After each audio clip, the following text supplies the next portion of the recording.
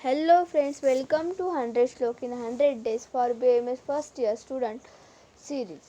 तो आज हम देखने वाले हैं संधि शारीर की डेफिनेशन। संधि मतलब क्या? तो जॉइंट्स। तो जॉइंट से आपको समझ में आया होगा कि आज हम इसकी जो डेफिनेशन है वो पढ़ने वाले हैं।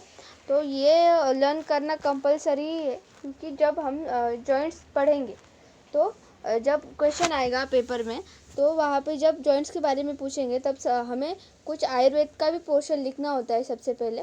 तो उस आयुर्वेद के पोर्शन में ये श्लोक आना ही आना चाहिए। ओके, तो इसीलिए हम ये श्लोक अभी लर्न कर लेंगे तो ये अच्छा रहेगा, क्योंकि बाद में तो लर्न करना ही है। तो सबसे पहले मैं ये श्लोक आपको पढ़ के बताती हूँ क्या है। एन अस्थि पर्वणि वा संयोजन्ते संधिबंधे सह अवयव विशेष संधि इत्युच्यते।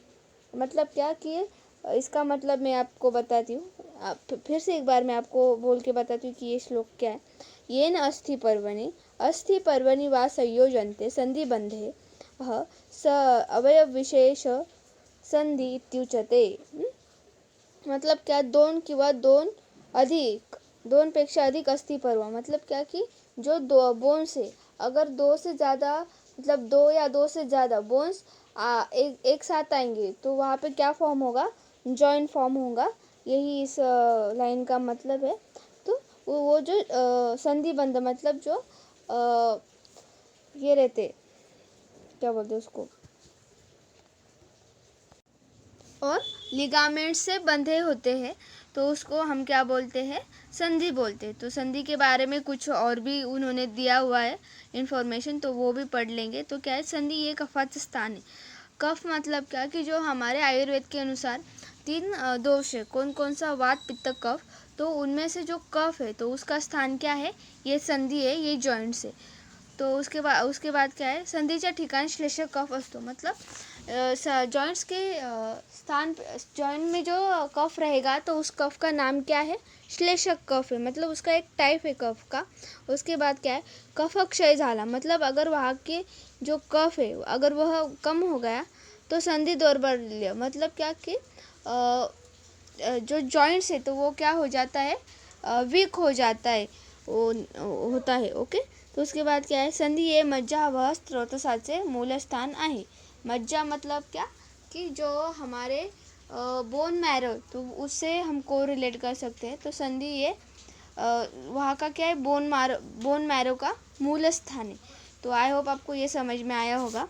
तो ऐसे ही सीरीज़ को फॉलो करने के लिए और ये श्लोक कैसे लर्न करना है तो वो मैं आज बताने वाली हूँ, क्योंकि बहुत सारी क्यूरीज आ रही थी कि आप बताते रहे हो लेकिन श्लोक लर्न कैसे कर। तो अगर आप ये श्लोक 10 से 12 बार पेज पे पढ़ कर लिखेंगे तो ये श्लोक आपका इजीली लर्न हो जाएगा, क्योंकि लर्न करने के अलावा कोई चारा नहीं इसको। तो आपको ये श्लोक लर्न करना ही करना है। और आप एक और चीज़ कर सकते हैं कि जो मैं श्लोक की सीरीज़ में बता रही हूँ, तो हर रोज़ एक पेज बना लेंगे, उस पर ये श्लोक लिखते जाएंगे और उसे एक दीवार पे चिपका देंगे। तो अगर आप जहाँ सबसे बाहर जाते हो तो वो, और आप जिस जगह ज़्यादा देर तक रहते हो उस जगह पर चिपका देंगे तो भी आपकी श्लोक इजीली लर्न हो जाएगी। ओके, तो आई होप आप ये सीरीज़ को फॉलो करेंगे। और ऐसे ही चैनल को मतलब सीरीज़ को फॉलो करने के लिए चैनल को सब्सक्राइब कीजिए, वीडियो को लाइक कीजिए। और मैं BMS के रिलेटेड और भी ज़्यादा वीडियोस लाने वाली हूँ कि बुक कौन से चूज़ करें, उसके बाद कौन कौन सी चीज़ें खरीदें, फर्स्ट ईयर में कौन सी चीज़ रहती है, उसके बाद कौन कौन से चीज़ों का ख्याल रखना है। तो इसके बारे में भी मैं वीडियो बनाने वाली हूँ। तो इसीलिए चैनल को सब्सक्राइब कीजिए। Thank you.